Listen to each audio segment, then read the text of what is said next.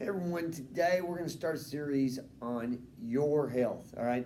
And we're going to start off basically talking about heart disease and high blood pressure. Now, the first thing I want to tell you is we're going to give you a lot of information, all right? And what I want you to do is take what we give you, do your own research, look at the evidence, and then make an educated decision on what's best for you. I'll never say that what I'm going to tell you is completely right. I won't tell you that it's completely wrong either, right? Everything I've done, I have looked at, I have um, basically taken a look at as much research as I can, and I will tell you most of everything I'm going to show you, well, not most, everything I'm going to show you, I have basically installed into my daily life, right? So, once again, but what's right for me may not be right for you. Take a look at the research, make a decision on your own. But we're going to give you some information that's going to change the way you look at health, right? Especially heart health, right? So, with that said, let's start, right?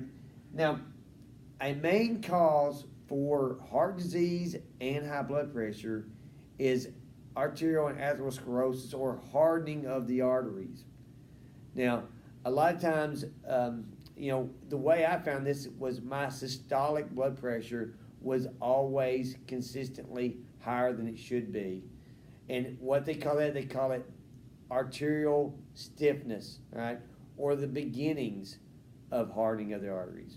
So I started doing some research, and what I found blew me away. Now, today we're just going to talk about what causes the hardening of the arteries or that vascular stiffness. And what we found, like I said, it's going to totally change the way you think. Now, first thing, a lot of times if you look, what have we been told for years? We've been told for years to lay off the fat, eat a low-fat diet, stay away from saturated fat, and that's going to help with heart disease, all right? And guess what? We probably, as a nation, we eat the lowest fat we've ever eaten in our lives, right? And guess what? Heart disease is still the number one killer in America, right? So what does that tell you, right? I always tell folks, the definition of insanity is doing the same thing over and over again and getting the same result, right? So I would say we got to make a shift. And I would definitely say that a high-fat diet does not cause heart disease, right? Now, the other thing goes back to cholesterol, because a high-fat diet increases cholesterol, or that's what we're told, right? And as a result, that cholesterol is what stops up our arteries. Once again, I'm going to tell you, from everything I've read, that's wrong, right? In fact, if you look at the research, people who have high cholesterol actually live longer, right? So, once again, it goes against everything we've been taught. So, what if I told you that heart disease is actually caused by a vitamin deficiency?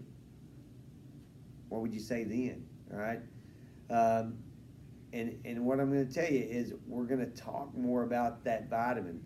But the way our food is farmed today, and in particular, if you eat a lot of processed foods and you don't eat a lot of fruits and vegetables, then guess what? You're never going to get this vitamin that you need. Now, the other thing, right, is calcium, all right?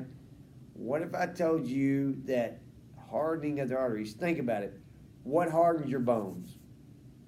Calcium, right? So guess what also hardens your arteries? It's called calcified plaque, all right? And that may be the cause of your heart disease. Now, what I will tell you is, does that mean you don't ever want to take in calcium? No, all right? Bottom line is, your heart runs off calcium. You need calcium, right? But it needs to go where it's supposed to go.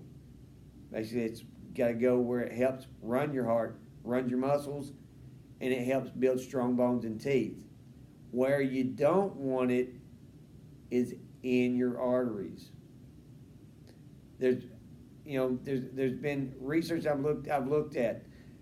Both the Mayo Clinic and Johns Hopkins both say taking a calcium supplement is not a good idea, right? And can lead to increased heart disease risk.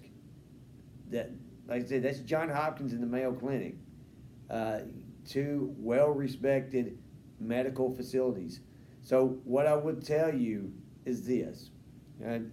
We're going to talk about how to make sure calcium goes to your bones and doesn't go to your blood vessels tomorrow, all right? So like I said, start looking at the research. Tell me if I'm wrong. If I am, tell me in the comments. I'll be happy to take a look at whatever you got. But right now, that's what I'm convinced of.